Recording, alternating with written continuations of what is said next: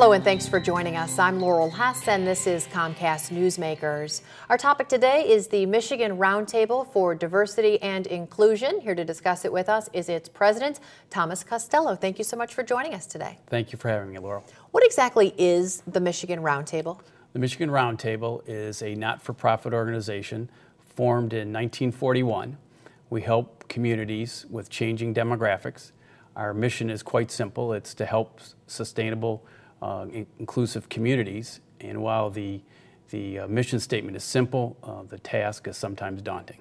And right now, I know you're involved in several communities in Michigan. What communities are you involved in, and why those communities? Well, we're involved with Plymouth Canton, St. Clair Shores, and most recently in Mount Pleasant, Michigan.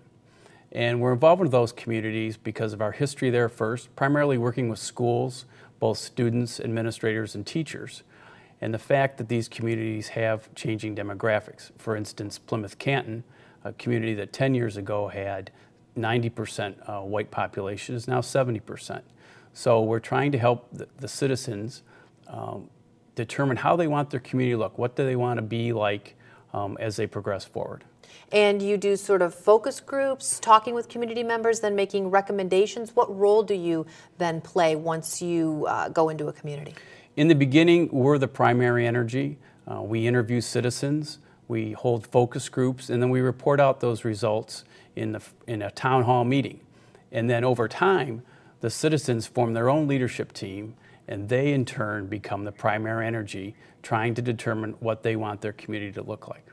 So you might find things, for example, that, hey, the demographics have changed. We have a large influx of this type of minority or this type of minority, but perhaps the police force is entirely white, or the educators are entirely white. Why aren't perhaps those positions changing as well? That's exactly true. What happens is the citizens then take that upon themselves as one of their missions or working groups to work with the city, to work with the school district to make those institutions, those structures look more like the community. It sounds like you sort of go into a community and perhaps open the eyes to perhaps racism that's taking place and hope that the community does the responsible thing and tries to stamp some of that out?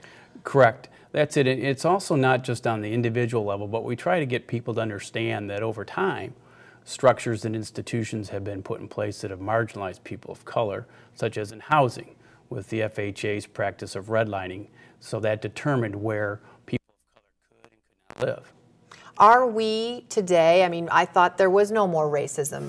Certainly I didn't think that, but that's certainly what many folks in the media have said. You know, we don't have racism anymore. Everyone's so extremely tolerant, and certainly not what you find when you walk into many communities. No, that's not the case. With the election of President Obama in 2008, you know, a lot of people were saying we were post-racial, and we really aren't, and what we need to do is move to post-racism. And unfortunately, everybody's yardstick measures a little different. People of color have one that says we've made some gains, but we aren't there yet. We're still being denied access and opportunity. And white folk think, well, you know, that people of color have made great strides in business and in education. Like, what we need to do is sort of measure it by the same.